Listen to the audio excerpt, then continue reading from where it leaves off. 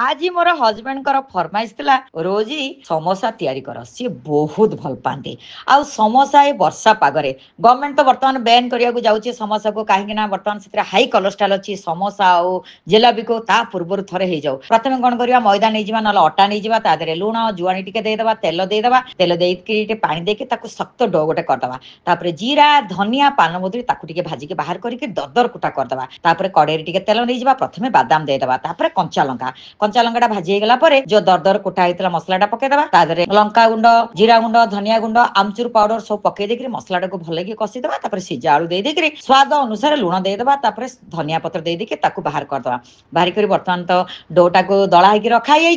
कौन करवा एमती अंडा सेप सब या मझी काटिदेवा मुझे देखते सेमती समोसा या समस्त भापती समोसा या बहुत कष्ट बिल्कुल नुह एमती ट्रिक क्षेत्र जब जानीदेवा आम निहाती बनई दे पार आ समोसा कले मत सुविधा हुए कहीं फ्री बनई देकी फ्रिज में रखी गेस्ट आसिले गरम गरम छणा हे आ समोसार आउ गोटे ट्रिक है